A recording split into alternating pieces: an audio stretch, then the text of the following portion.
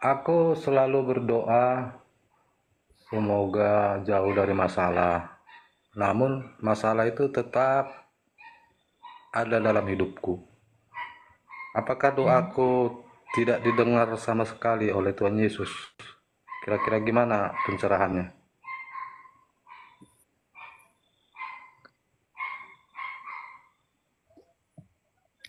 Sejak semula, manusia ketika berdosa adalah tempatnya mengeluh. Jadi kalau Bapa berdoa bahwa Anda harus lepas dari masalah, Anda sedang bermimpi selama Anda masih di dunia ini. Yesus aja yang punya semesta, ketika dia datang ke dunia ini, dia memiliki banyak masalah dari orang-orang sekitarnya.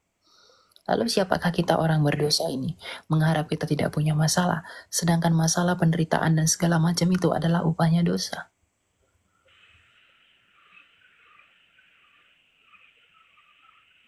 Tapi kan banyak juga orang mengatakan kekuatan doa itu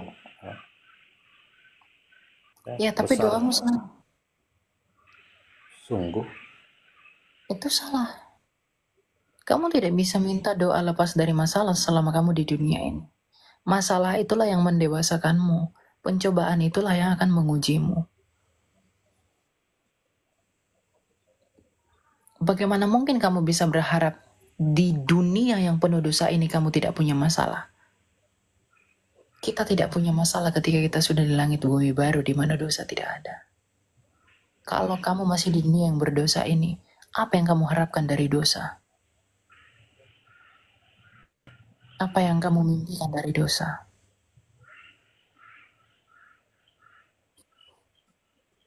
Jadi kalau begitu bentuk pengampunan itu kira-kira gimana gambarannya? Bentuk pengampunan itu di dalam Yesus, merendahkan diri setiap hari, mengakui kita orang berdosa, dan meminta belas kasihnya Tuhan. 1 Yohanes 1 ayat 9. Ia adalah setia dan adil kalau kita mau mengaku dosa kita ke hadapannya. Kita akan disucikan. Jadi pertobatan itu setiap hari. Nggak bisa sekali 2 kali.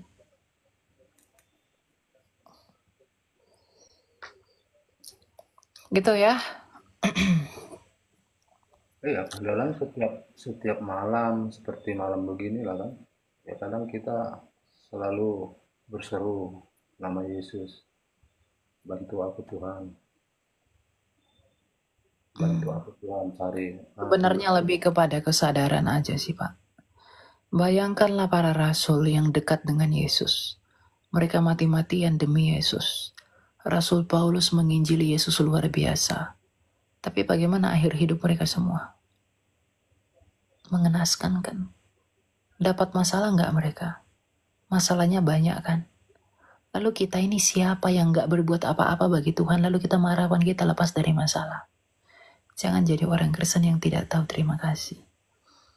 Rasul aja yang dekat dengan Yesus, hidup bersama Yesus, penuh dengan masalah. Lalu kita yang tidak berbuat apa-apa seperti para rasul mengharapkan kita bebas dari masalah.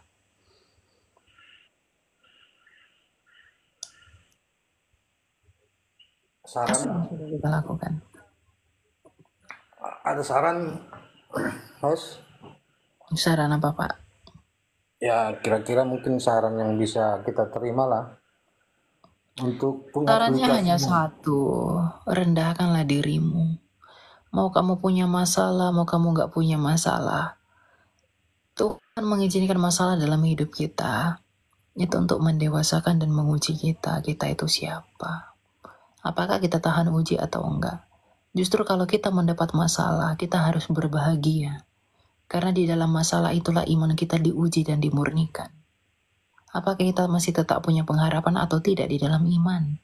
Karena iman adalah sumber pengharapan. Dasar dari pengharapan itu adalah iman. Jadi justru ketika kita punya masalah, kita harus berbahagia di dalam Yesus. Itulah alat dan instrumen yang diizinkan oleh Allah untuk menguji apakah kita murni atau tidak. Bukankah besi dapat mengatakan aku mendapat masalah ketika api membakar dia? Tapi di dalam pembakaran itulah dia dimurnikan menjadi lebih murni. apakah saat kita mengundang, bermohon kepada Yesus melalui Roh-Nya yang kudus, apakah kita semakin ditambahkan permasalahan tersebut? Kira-kira seperti itu uraiannya. Bisa jadi kalau dia mau. Sama seperti Ayub. Begitu banyak Tuhan izinkan masalah terjadi dalam hidupnya untuk Ya, menguji. kalau Ayub kan memang sengaja, memang iblis yang tidak senang dengan kenyamanan hidup Ayub kan, memang Ya iblis. memang kita juga begitu. Tuhan itu tidak pernah membuat kita sengaja menderita. Dia mengizinkan penderitaan itu. Pencobaan itu tidak pernah datang dari Tuhan. Tapi di dalam pencobaan itulah kita diuji.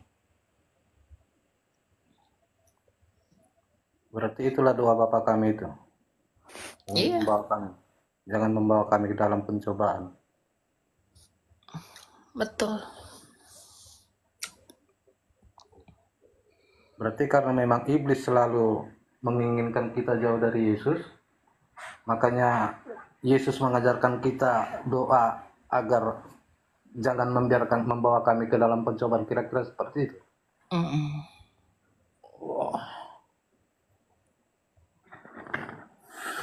Gitu ya Pak ya, kita lanjut ya. Ada banyak yang mau tanya. Oke, makasih. Ya. Kenapa Yusuf tidak diagungkan sama seperti Bunda Maria? Maksudnya tidak diagungkan dalam pengertian apa?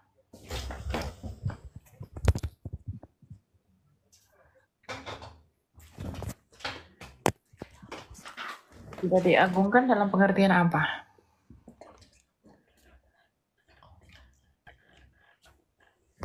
Kan kalau di Katolik itu kan Bunda Maria tuh sangat diagungkan. Tapi kenapa Yusuf tidak?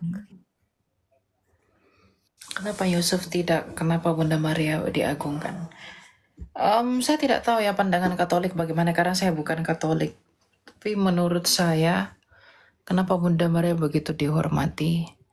Karena Bunda Maria adalah tabut perjanjian baru itu, yang mengandung Sang Mesias itu, yang mengandung manusia Allah, Yesus Kristus. Di dalam dialah Allah itu berinkarnasi. Di dalam rahim Bunda Maria itulah Allah itu berinkarnasi. Jadi dia begitu dihormati karena dia memang begitu terpilih dari banyaknya wanita. Kemudian dia begitu mendapat besar kasih karunia Allah. Oke Kak, makasih. Ya. Selamat malam Kak. Ya malam. Ada pertanyaan, cuma kan udah lama sih sebelumnya ikut katekisasi selama 3 bulan. Cuma nggak dilanjutin gitu, karena ada satu pertanyaan yang kayak nggak ada jawaban gitu Kak. Kan aku nanya ke pendeta kemarin tuh, iblis itu berasal dari mana? Cuma dia bilang jawabannya gini, nanti ya kita jawab karena itu perlu kajian panjang katanya. Apa sih?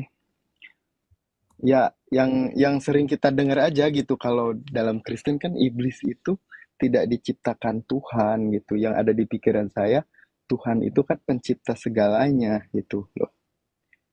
Berarti iblis hidup dengan sendiri tanpa kuasa Tuhan gitu dong. Berarti ada kuasa lain gitu loh yang ada di pikiran saya, Kak. Terima kasih. Ya, iblis memang tidak diciptakan. Iblis itu adalah malaikat yang memberontak kepada Allah. Dia adalah setan yang memberontak kepada Allah. Matius 25 ayat 41.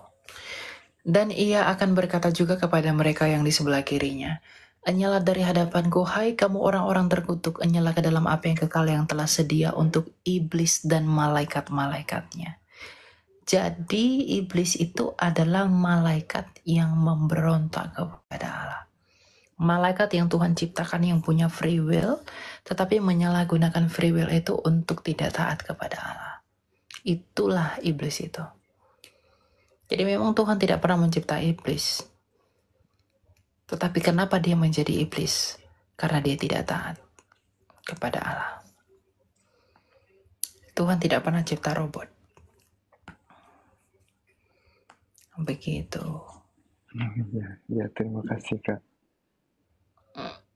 Atau lagi mau aku tanya? Banyak sih tapi masih bingung. Nanti lah.